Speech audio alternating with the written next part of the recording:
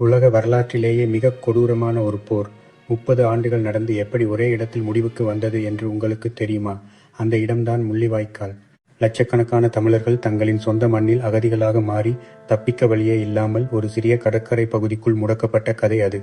இலங்கை தீவில் 1948ஆம் ஆண்டு பிரிட்டிஷாரிடமிருந்து சுதந்திரம் பெற்றதிலிருந்தே தமிழர்களுக்கு எதிரான பாகுபாடுகள் தொடங்கின. அமைதி வழியில் போராடிய தமிழர்கள் மீது வன்முறை ஏவப்பட்ட போதுதான் ஆயுதப் போராட்டம் அங்கே முளைவிடத் தொடங்கியது. அதில் மிக முக்கியமான இயக்கமாக உருவெடுத்த தமிழீழ விடுதலை புலிகள் இயக்கம் வடக்கு மற்றும் கிழக்கு இலங்கையில் ஒரு தனி அரசாங்கத்தையே நடத்தி வந்தனர். 2009 மே மாதத்தில் முள்ளிவாய்க்கால் பாதுகாப்பு வலயத்தில் முடக்கப்பட்ட 3 லட்சம் மக்கள் மீது நடந்த பீரங்கி தாக்குதல்கள், வான்வழி தாக்குதல்கள் மற்றும் சர்வதேச நாடுகளின் வசனம் என மனித வரலாற்றின் மிக கசப்பான இறுதி நாட்களின் முழுமையான வரலாற்று பின்னணியை இந்த வீடியோவில் மிக விரிவாக பார்க்கப் போகிறோம். இலங்கை தீவில் தமிழர்களுக்கும் சிங்களர்களுக்கும் இடையிலான இனப்பிரச்சினை என்பது இன்று நேற்று தொடங்கியதல்ல. 1948ஆம் ஆண்டு இலங்கை பிரிட்டிஷாரிடம் இருந்து சுதந்திரம் பெற்றதிலிருந்தே இந்த பாகுபாடு தொடங்கிவிட்டது. சிங்கள மகாசபை மற்றும் இலங்கை அரசாங்கம் கொண்டு வந்த சட்டங்கள் தமிழர்களின் கல்வி, வேலைவாய்ப்பு மற்றும் குடியுரிமையை பறித்தன. அமைதி வழியில் போராடிய தமிழர்கள் மீது வன்முறை ஏவப்பட்ட போதுதான் ஆயுத போராட்டம் என்ற ஒன்று அங்கே மூளைவிடத் தொடங்கியது. அதில் மிக முக்கியமான இயக்கமாக உருவெடுத்ததுதான் தமிழீழ விடுதலை புலிகள் இயக்கம். அடுத்த 30 ஆண்டுகள் வடக்கு மற்றும் கிழக்கு இலங்கையில் ஒரு தனி அரசாங்கத்தையே அவர்கள் நடத்தி காட்டினார்கள். சொந்தமாக இராணுவம், கடற்படை, விமானப்படை, காவல்துறை மற்றும் நீதிமன்றங்கள் என ஒரு தனிநாடே அங்கே இயங்கியது. ஆனால் 2006க்கு பிறகு நிலைமை தலைகீழாக மாறத் தொடங்கியது. இலங்கை அரசாங்கம் சர்வதேச நாடுகளின் ஆதரவோடு ஒரு மிகப்பெரிய இறுதிப் போருக்கு தயாரானது. 2008ஆம் ஆண்டு இறுதிப் போர் உச்சக்கட்டத்தை எட்டியது. இலங்கை இராணுவம் அதிநவீன ஆயுதங்களுடன் விடுதலை புலிகளின் கட்டுப்பாட்டில் இருந்த பகுதிகளை ஒவ்வொன்றாக கைப்பற்றிக் கொண்டே வந்தது. கிளிநொச்சி, முல்லைத்தீவு போன்ற முக்கிய நகரங்கள் இராணுவத்தின் வசம் சென்றன. இதனால் அந்த பகுதிகளில் வாழ்ந்த லட்சக்கணக்கான தமிழ் மக்கள் தங்களின் வீடுகளையும் உடைமைகளையும் இழந்து இராணுவத்தின் தாக்குதலுக்கு பயந்து காடுகளையும் ஆறுகளையும் கடந்து இடம்பெயரத் தொடங்கினர். இலங்கை அரசாங்கம் போர் இல்லாத பாதுகாப்பு வலயம் என்ற ஒரு குறிப்பிட்ட பகுதியை அறிவித்தது. அதை நம்பி புதுமாத்தளன் மற்றும் முள்ளிவாய்க்கால் போன்ற கடற்கரை கிராமங்களை நோக்கி மக்கள் கூட்டம் கூட்டமாக படையெடுத்தனர். ஆனால் அது பாதுகாப்பு வலயம் அல்ல, ஒட்டுமொத்த தமிழர்களையும் ஒரே இடத்தில் முடக்குவதற்கான ஒரு பொறி என்பதை மக்கள் அப்போது உணர்ந்திருக்கவில்லை.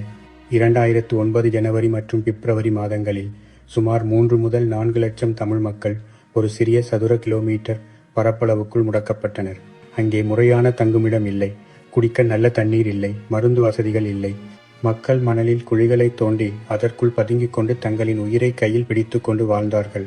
மிக கொடுமை என்னவென்றால், பாதுகாப்பு வலயம் என்று அறிவிக்கப்பட்ட அந்த முள்ளிவாய்க்கால் பகுதி மீது இலங்கை இராணுவம் மிக கொடூரமான பீரங்கி தாக்குதல்களையும் வான்வழி தாக்குதல்களையும் நடத்தியது. பசி கொடுமையால் கஞ்சி தொட்டிகளில் மக்கள் வரிசையில் நின்றபோது அவர்கள் மீது குண்டுகள் வீசப்பட்டன. இதில் ஆயிரக்கணக்கான முதியவர்களும் பெண்களும் குழந்தைகளும் கொத்து கொத்தாக மடிந்தனர்.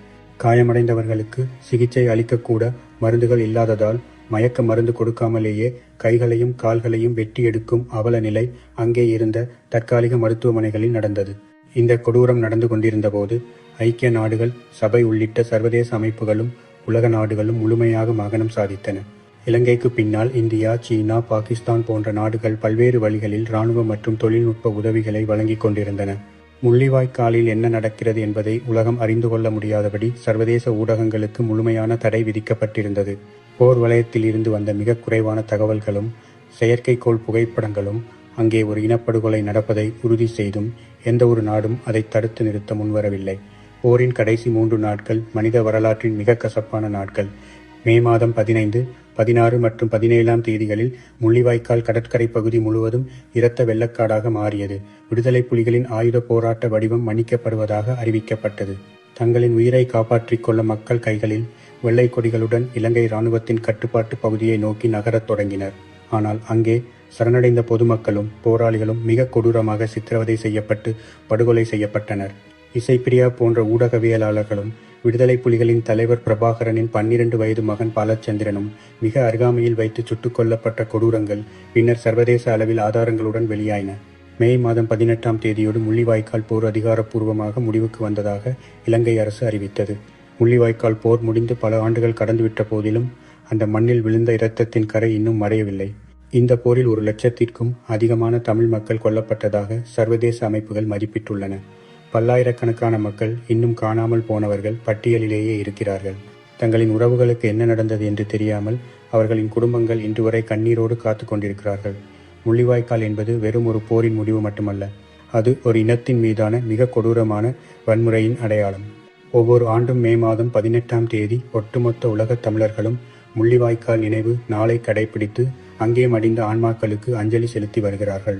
வரலாற்றில் நடந்த இந்த மிகப்பெரிய துயரத்திற்கு சர்வதேச சமூகத்திடமிருந்து எப்போது நீதி கிடைக்கும் என்ற கேள்வி இன்று வரை தொடர்ந்து கொண்டே இருக்கிறது.